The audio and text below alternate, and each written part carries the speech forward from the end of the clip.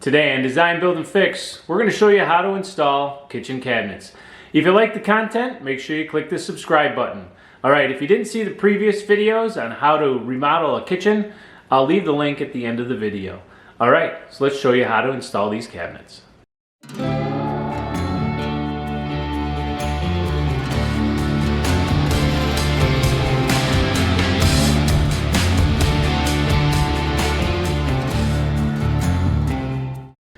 So here we are, day number 6 on the kitchen remodel. Day 4 was the painter, day 5 was the luan install, and day 6, kitchen cabinets install. A couple things you need to know about the installation of kitchen cabinets in general. If you have a kitchen layout that requires cabinets on 2 walls, you always start in the corner. If you have a wall, just a straight wall of cabinets, start in the corner and work your way out. The next thing you need to know is you're always going to start with the upper cabinets first as opposed to the lower cabinets. If you install the lower cabinets first, they're always going to be in the way of reaching over and getting those things screwed into the wall. So do the upper cabinets first and then come back and do the lower cabinets. You're going to need some tools for today, so let me show you what those tools are. So here are the tools you're going to need in order to install your kitchen cabinets. First and foremost, definitely going to need the layout or the drawing for the kitchen layout. You're next going to need a 4-foot level. Do not use a small 1-foot torpedo or a 2-foot level. Go with the 4-foot. It's going to be a little bit more accurate. You're going to need a cordless drill with the appropriate bit on the end, tape measure, countersink bit, a Phillips head screwdriver with a drywall screw, and I'll show you why you're going to need that. It's going to be pretty important. A set of drill bits, the screws that you're going to use, quick grip clamps, a whole bunch of shims, and probably a 2x4 that's been set to about 54 inches. So let's get started and show you how to put these things up. Now what we want to do is to make this cabinet as light as possible to help us for the install, especially if you're a one-man show. So what we're going to do is we're going to take the door off, take the shelves out, and then we're going to set the shelving pins aside for later. To unscrew it from the cabinet, it's the one in the center. There's multiple screws that are on here. I always take the whole thing off. Some people will take it right away from the hinges. I'm a big fan of taking it right out completely. Next thing that's got to come out are the shelves. Now this cabinet is basically just a carcass. It's relatively lighter, should make for a little bit easier install. When installing kitchen cabinets, they're put together in multiple different spots. They're screwed through the face frames, probably usually at the top and the bottom and one in the middle, and that's from cabinet to cabinet. You probably don't screw it from the inside out through. Usually if there's a cabinet next to it, we'll screw it from this cabinet into this cabinet. So that's one place that we attach kitchen cabinets. The next place is on the inside of the cabinet, one at the top, one at the bottom, and it should be, because this one's a corner cabinet, one on both sides. So you have one at the top, one at the bottom, and on this side, one at the top and one at the bottom. We want to make sure that that actually gets put into a stud in the wall. So we have to make sure that we locate those studs on the wall first. Now we have to find the studs in the wall. It's very important that you screw your cabinets into a stud. Here's a process to find a stud. A lot of times the walls are completely painted. This one's not, so it's relatively easy to find the studs because we can see exactly where they put screws. But if this wall is completely painted, a foolproof way of trying to find a stud is basically find an outlet and knock on the wall on either side. On this side it seems a little hollow, on this side it seems a little solid. The tone is different. So we know that there's going to be a stud on this side. Now that's not always going to be the case, because you can have old work boxes where they just cut holes in the drywall, put an old work box in, and then screw it into the wall, and flanges lift out and it screws to the wall. But I know for a fact that there's a stud here because of that tone. So what I'm going to do is take my tape measure and measure over from the wall, and that's at about 27. I'm going to go over 3/4 of an inch, come up.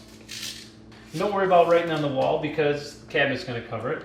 27 3/4 of an inch. Now if this was painted and I wanted to check, that's where the Phillips head screwdriver and the drywall screw comes into place.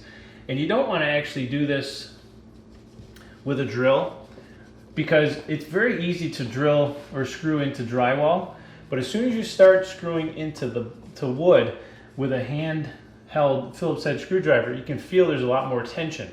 With a drill, sometimes you can hear the difference, sometimes you can't. So we know that for sure that there is a stud there.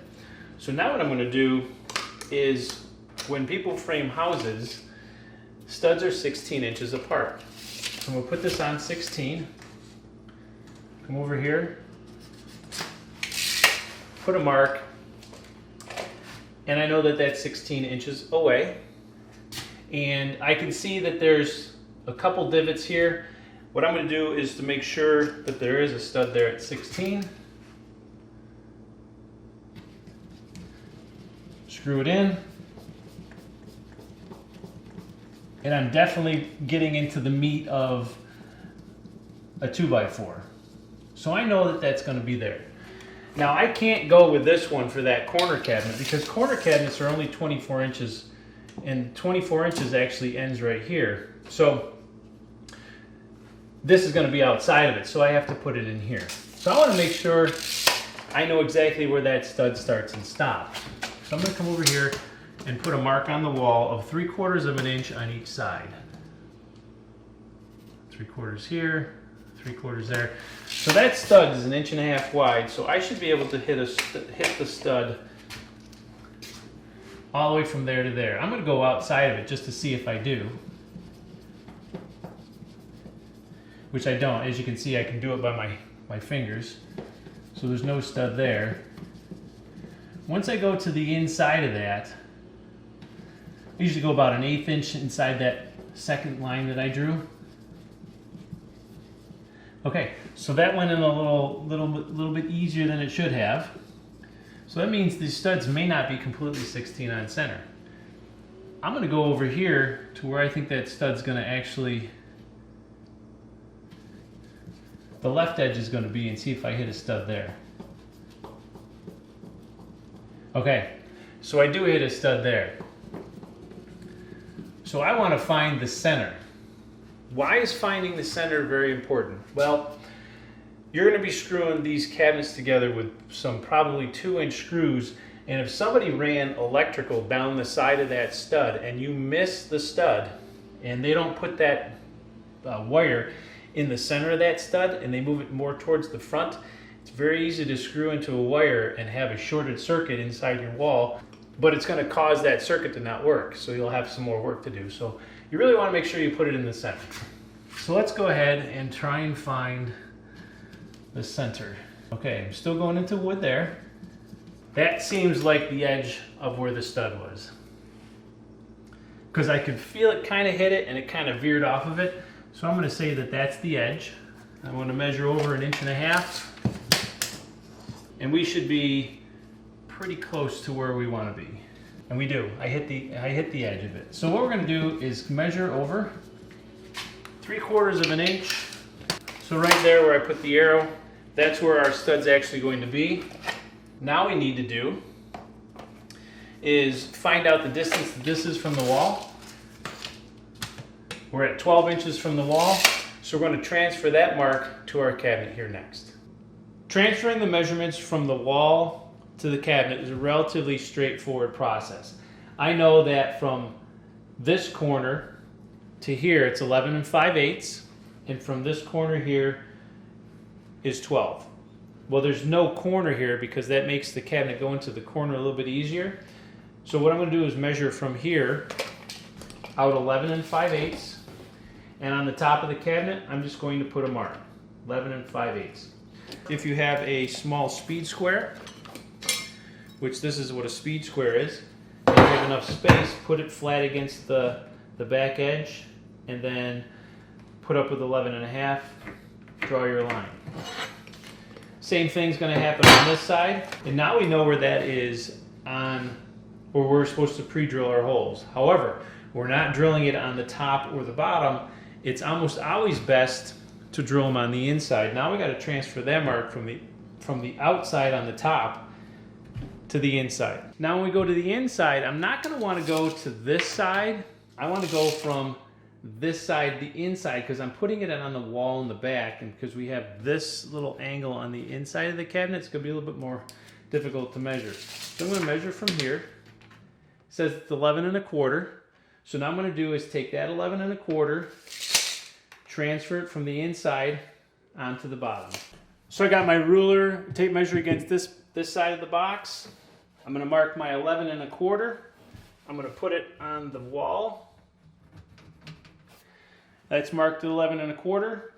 Now don't forget that now that you've marked your bottom, the one over here and one over there, you got to do the same measurement that this one's from the bottom and put the mark on the top.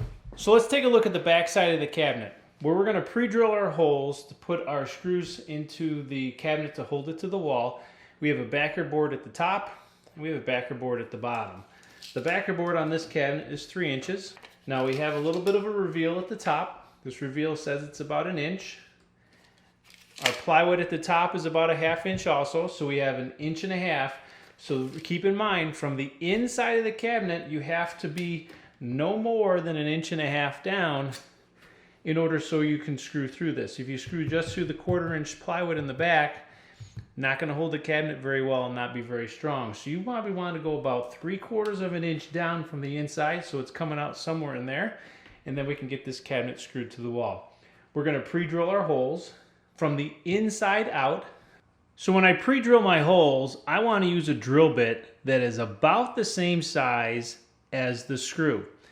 Reason you want it, the drill bit to be about the same size as this is you don't want any of these threads on the screw to grab the cabinet. You want the head of the screw to do all the work. And so if you pre-drill your hole about the same size, you should have no issues. So there's our mark on the inside. I'm going to make sure I'm going to come up about 3/4 of an inch from the bottom. Nice and square.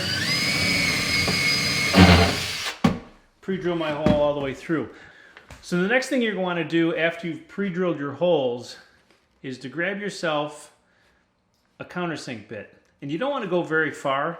You only want to go far enough so that the head of the screw, the flush part of the head of the screw, sits just below the surface on the inside.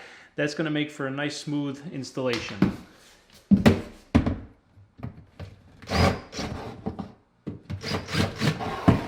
So what size screw should you use for a cabinet to be screwed to the wall? Sometimes I use 2-inch screws, sometimes I use 2.5 inch screws. Let's take a look at what we have going on. We have about 1/2 inch thick cabinet material. We have 1/2 inch drywall, which takes up about 1 inch. And if you have a 2-inch screw, that means about 1 inch of the screw is actually going to be going into the stud. If you have a 2-inch, you still have the 1/2 inch plus the 1/2 inch, which is 1 inch, so you have about 1.5 inches going into the wall. Now, one of the things you're going to do when you put these cabinets up, and I'm going to show you here shortly, is that you may have to shim the cabinet itself because it may not be plumb to the wall. So let's say, for example, you have to use a 1/4 inch shim. So now instead of having, for the 2-inch screw, you may only have 5/8 of an inch into the stud, where a 2.5 inch screw is going to be a little bit better. So we'll play it by ear. I normally use probably a 2.5 inch screw most of the time. So what I want to do now is to measure from this side to the back of the cabinet, and from the back of the cabinet to this side, to see what that distance is. Now it's a 24-inch cabinet, so it should be about 23 3/4, and we're at 23 3/4 and 23 3/4. Now what I want to do is to go to my wall and measure from the corner over 23 3/4 and draw a plumb line on each wall, so I know exactly where this is going to go and that's going to go when it lines up on the wall. So I'm going to measure over the 23 3/4 of an inch. Put my mark. Same thing on this wall. 23 3/4 on this wall. And draw my plumb line. Now, if you don't know what a plumb line is nothing more than a perfectly vertical line. And so I'm going to put it right on that mark. right where I want it. And I'm just going to draw a line. Same thing happens on this wall. So the installation of a corner cabinet in a house that's not perfectly square, a little more difficult than a brand new build. So what we know about this install is that this wall is plumb. This wall is out by about 1/8 to 1/4. And we have our plumb line here and our plumb line here. So if we get this side of the cabinet plumb and this side of the cabinet plumb, the bottom should be level. So knowing that this wall is plumb, if I plumb this side of the cabinet to this line and screw it in at the bottom, not too awful tight, I should be able to shim the top, which shifts this over a little bit, which causes this to be plumb on this side, and we should have a good install. One of the things you're going to want to do if you're doing it by yourself is to grab yourself a 2x4, and the height of the bottom of the cabinet for uppers is usually 54 inches. So I cut this at 52 and a half, inch and a half gives us 54 inches. And so what we're going to do is I'm going to push this cabinet up, put this underneath the front of it so it holds it inside the cabinet. I have my drill, a couple screws, and some shims. And so once I get this up and this underneath it, I'm still going to have to hold on to it. Then I can take my drill and put my screw in and get that to go into the stud. And once that's pretty tight, I can now start to back away with it a little bit, shim it, and get it perfectly where it's supposed to be. So let's see how it goes.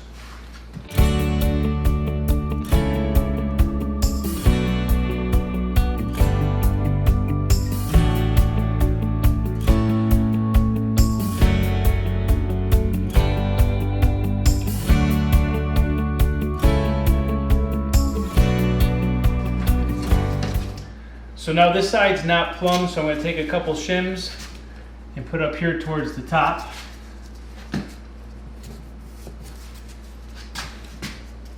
At this point I could probably take this out, because that one screw is going to hold it pretty good. Notice I'm hanging on to it a little bit.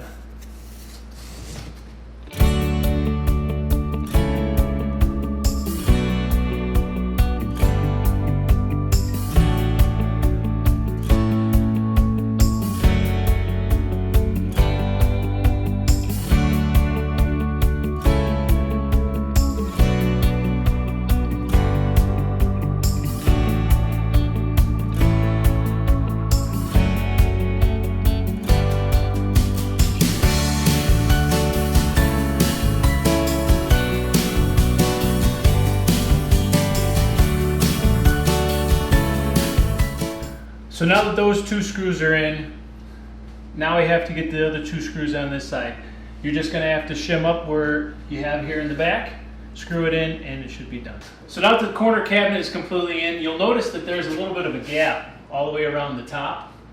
That's not a problem, because when you put a level on the soffit that we have, the corner actually is the high point. And so by the time you put a cabinet over here, it's actually going to match up perfectly over here by the window. Same thing happens on this side.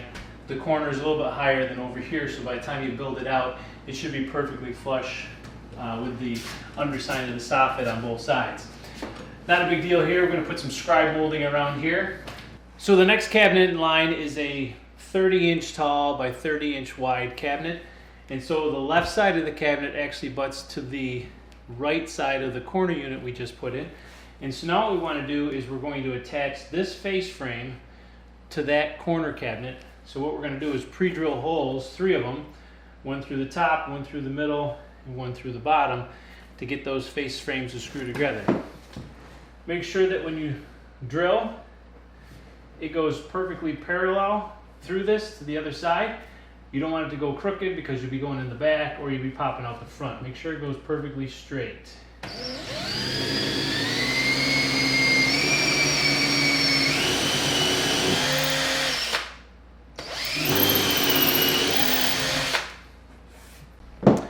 So now switch your bit and put your countersink bit in.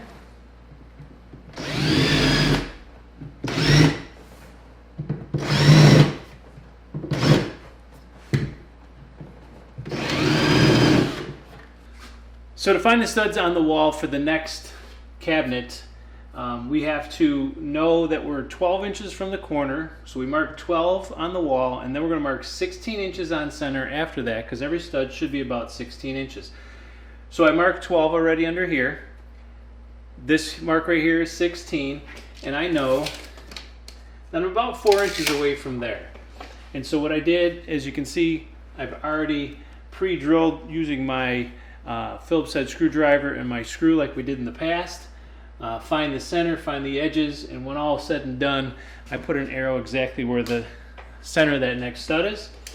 Then from there I measure over 16, and you can see over here on this wall here with the paint a little harder to see, but you can see the holes, and I have an arrow for where our studs are supposed to be. So now what I need to do, now that I have the studs located, I want to know how far from the outside edge of this cabinet is until the center of the next stud. If I come over here, it says it's 4, and of course that one's going to be 16. So I need to take that information, 4 inches and 16, and transfer it to my next cabinet. So a small piece of information you need to know is that the side of this cabinet is actually back from the lip of this cabinet by 1/4 of an inch. If I put a tape measure on this right here, I'll know from the edge of the cabinet to this edge, there's a 1/4 inch reveal. So that means that this face is a 1/4 inch that way from that surface. So once we transfer the information to our next cabinet, we have to accommodate that 12 inches. We'll show you how we do that. So now we're locating our holes on our cabinet in order to get these things to be pre-drilled, and we're going to do this on the top like we did in the previous corner cabinet. And we know that from the edge of our previous cabinet, which is the corner cabinet, to where our stud is going to be 4 inches. So I'm going to go from the outside edge of this cabinet, I'm going to put my tape measure at 4. However, I can't use 4 because on the corner cabinet, behind the face frame, there's a 1/4 inch reveal. So if that's the case, we're going to have to move this back a 1/4 inch. So we're pretending that that face frame is going to be here right at the 4 mark. So we have a 1/4 inch reveal. So we're at 3 3/4. However, on this, there's about a 1/16 of an inch reveal. So we have to take that off too. So we're at 3 1/2 5/8, which is a 1/16 past 5/8. And I'm going to put a mark on my cabinet.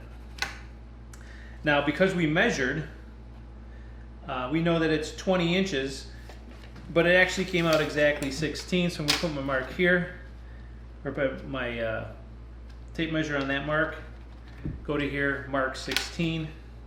And so now I have my distances that my studs are actually going to be where they're going to fall in the cabinet. So now on the inside of this cabinet, we're at 2 7/8, and we're at 19 inches. Transferring our numbers from the top, 2 7/8 and 19. Put our tape measure on the inside to 2 7/8. Put it over here at 19. So to install the next cabinet, now that everything's been prepped, the first thing we have to do is cut off the shims that I put behind this corner cabinet. Now I have already done that. You're going to use a utility knife and make sure you cut those off so there's nothing that prevents the cabinet from going where it's supposed to go. Once those are set, make sure you have your supplies in place. Make sure you have your T-square to help hold it in place. You're going to need some shims because this cabinet was shimmed away from the wall. So we got to make sure that the new cabinet matches this corner right here. So make sure you have some shims. Make sure you have your drill. And most importantly, you're going to need your quick grip clamps, because what we're going to do is quick grip the face frame of the new cabinet that we're putting up with this cabinet, suck that tight and to bring it back and forward to where it's supposed to be. And once we get it forward and back and left and right, we're going to throw some shims back there and then go ahead and screw this thing in, and we'll see how it goes.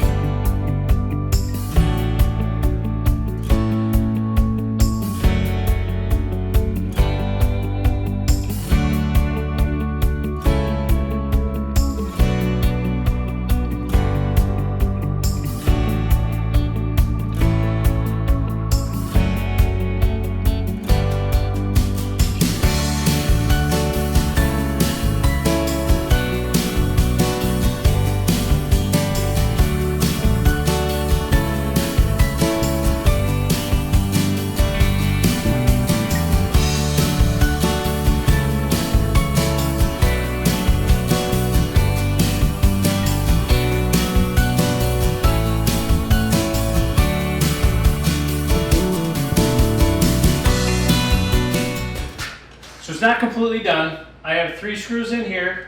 I have a screw at the bottom and a screw at the top. I have not screwed these 2 screws in yet. One of the things to know that there is no more cabinets that's going here, so I do not have to shim this out to make it perfectly straight. It lines up perfectly with the wall. It gives me a nice reveal. So I'm basically just going to put some screws here in the top and the bottom, and this cabinet should be completely installed. Now, if you take a look, we have a reveal, a little bit of a gap, and that gap literally decreases down to nothing. So we had to account for that when we put this first cabinet in because the soffit's not perfectly level. Once I get those 2 screws in, this cabinet's done. We'll move on to the next one. So the next cabinet goes in here is a 12-inch. It's going to go up the same way as the 30 by 30, and we'll get it done. So the next cabinet that has to be installed is the one that's going to go above the stove. Typically, they're 12 by 30. Sometimes they're 15 inches deep by 30. In this situation, we have one that's actually 12 inches deep by 30 inches wide. So it's a relatively standard installation, other than the fact that we have a wire which is going to go to the microwave. We have a hole that has to be cut for the exhaust for the microwave. We'll deal with those things here shortly, but if you have a cabinet that's going to be 15 inches deep and it's going to stick out away from the wall, it's a relatively straightforward installation, other than the fact that you're going to be screwing from this side of the cabinet into the edge of the cabinet and not the face frame. So you'll probably have to have some sort of a 1/2 inch spacer here that's going to allow that to be perfectly tight. Now, sometimes you can take a 12-inch cabinet, push it forward 3 inches to give you the same look of a 15-inch deep cabinet. Whenever you do that, you're going to have to put some backing on the wall, screw the backing to the wall into the studs, and then you screw the cabinet to the wall just like you normally would do with a normal cabinet installation. Now, in our situation, we have a 12-inch deep cabinet, and we have a microwave that's coming out a little bit further. But because we have a soffit up here that is only about 14 inches deep, we can't really bring that cabinet out. So that's not a problem because the microwave is only about 15 inches deep, and so you only have about 3 inches in the front. But the microwave that they purchased actually has an exhaust on the front, which you can't cover that up. So be careful about pulling cabinets out, because if you buy a microwave that exhausts out the top, you can't cover that with your cabinet. So make sure you know what microwave you're getting before you install your cabinets. Now, this one, they are going to vent it out the wall. We're going to use a different hole for here. We're just going to put the cabinet right over this, and in the garage is where it's going to go. We're going to put a piece of new drywall over top of that, finish it out, make sure we put some insulation in here, and then we're going to cut a new hole which is going to be just below the cabinet. Now, you can vent these microwaves up into the cabinet and then shoot it out, which I could reuse this same hole, but I'm not going to, because that means I have to cut a hole in the bottom cabinet, and then I have to use some curved duct to run it out here and cut a hole in the back of the cabinet. It's a lot more work, so it's just easier just to put insulation in, cover it with the drywall, finish the drywall on the outside, and then come down, cut a new hole, cut one hole in the cabinet right where it's supposed to be, and install it. Now, we do have to deal with the wire. Now, one of the things you want to understand about whenever you get into a remodel job, you don't know who came before you. And as I look at this wire, I pulled it through. There's a little slice in the wire here, and the covering's coming off, and they put a piece of duct tape over top of it. Probably not the best fix. Also up here, there's some marring that's in the covering too. So I pulled a little bit more wire through. The good news is I'm not going to have to use this part of the wire, because the microwave, once the microwave is mounted, well, before you mount it, you have to drill a hole through the bottom of the cabinet because there's a plug for the microwave. So you run the plug through, and it actually gets mounted to a box inside this cabinet. So in order to install this cabinet here, I have to find where this wire pops through in the cabinet, make sure I drill a hole for that.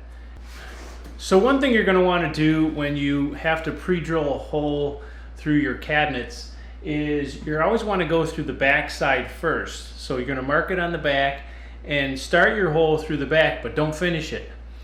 Only go, this is a spade bit, only go until the tip of it goes through the cabinet and pops through the other side. Once it pops through the other side, take the cabinet, spin it around, and now from the inside of the cabinet, find the hole that you actually started, put the starter tip in there, and then finish your hole from the inside. That's going to give you a nice smooth surface on this plastic coating that goes on the plywood. It's going to look nice. So at this point I'm trying to locate the holes for me to screw the cabinet to the wall. Now when we did it for this cabinet here, this is a 30 by 30 cabinet and it was considered a butt cabinet, which means that it's perfectly smooth on the end. Not really perfectly smooth, there's about a 16th or a 32 inch little bit of a reveal there. But that's considered a butt cabinet because no cabinet goes next to it. So when we were finding the holes for this, there's about a 1/4 inch reveal between on this cabinet and then about a 16th here. So the space between the cabinets is about 5/16 of an inch.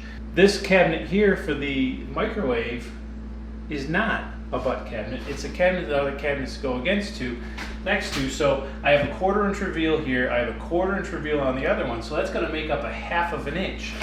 So I've already located my studs, and my first stud from the side of this cabinet is 8 3/4.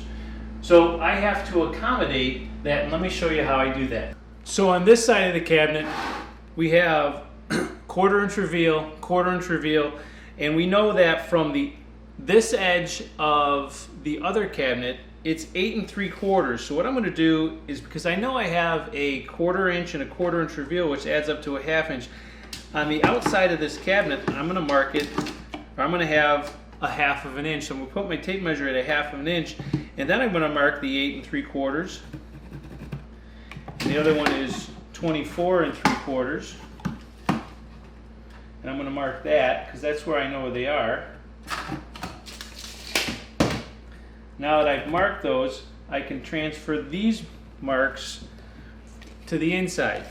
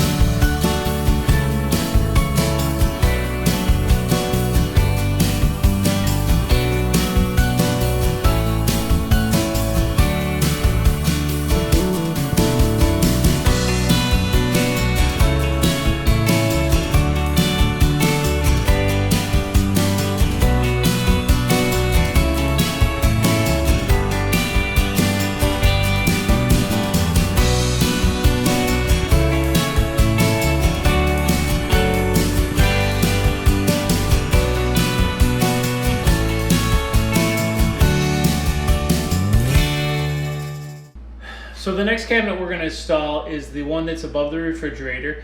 And sometimes these cabinets that are above the refrigerators extend out 30 inches. This person did not want it to extend out. The soffit is already here, so they just left the cabinet as a 12 inch. A lot of times the cabinets above a refrigerator are relatively useless. They're hard to get to, so it's long-term storage. So they felt it wasn't worth the extra cost to putting this out to a 30-inch cabinet and fix the soffit. So we're just replacing it with a 12. I've already verified that this wall here is perfectly plumb. The soffit itself is not level. This corner is a little bit different than this side, so it actually, this side is a little bit higher than that, so I'm going to have to make sure I account for that because there's another cabinet that's going to be installed here. The installation of these cabinets is exactly like the rest of them. So as with every remodel job, you're always going to run into issues that are unforeseen. As I'm trying to put this cabinet up, that is the one that's above the refrigerator, I can't seem to get it level or plumb. Let me show you what I found. So this cabinet is a 33-inch cabinet by 12, and I'm trying to get it level on the wall and it doesn't seem to work. I put my square on it. This distance here is 7 inches. As you can see, it's out by 1/8 of an inch over 7 inches. So if it's out by 1/8 of an inch over 7, and this is a 33-inch cabinet, we're going to have about 4 to 5 7-inch sections, so it's going to be 4 to 5 times out by that. So by the time we're 33 inches away, we're a good 1/2 to 5/8 of an inch out of square. That's not going to work. So this cabinet's going to go back. I'm going to have to do a workaround, and I'll show you what we're going to do. We don't have time to wait the 1 to 2 weeks for that cabinet to come in. So the workaround is we're going to install the cabinet next to it first, and then we're going to put that one in later after it comes in. That's not going to be a problem. The cabinet was a 33 that's going to go there. When I position this cabinet on the wall, I'm going to position it about 1/8 inch bigger than it needs to be, so it's 33 1/8. That's not going to be a problem because we have a 33-inch refrigerator, and the refrigerator itself is 32 and about 3/4 of an inch wide, only giving you about 1/8 inch space on each side. And so because it butts against a wall over here and the cabinet over here, if I give myself an extra 1/8 inch of space, it's not going to be a big deal. It gives you a little bit more wiggle room to get the refrigerator in and out. We have extra space on this side before it comes to the corner, so that's not going to matter. And so I'm going to put it at about 33 1/8. So I'm going to make it about 1/8 inch bigger, just in case, because once the new cabinet comes in, it should be 33 inches. But when I install it, you may have maybe 1/8 inch or so, maybe 1/4, depending upon how it works out, between the end of that cabinet that's wrong and the wall. So when we order the cabinet, I'm going to have them throw in, of course, filler strips for free because they screwed it up. And I'll just rip that and brad nail that through the face frame. So I thought I would have plenty of time to get to the base cabinets in this video, but as of you can see right now, we're 30 some minutes into this video and it's getting way too long. So our next video will show you how to put the base cabinets in, and then we'll create another video in the future of how to adjust the cabinet doors once they're on. So there you have it. Upper cabinets installed, minus the one above the refrigerator. It should be here in about 2 weeks. Still have to adjust the doors, but uppers are done. All right, well, thanks for watching another design, build, and fix video. If you like the content, make sure you click the subscribe button. More videos coming out shortly on this kitchen remodel. All right, we'll see you on the next one.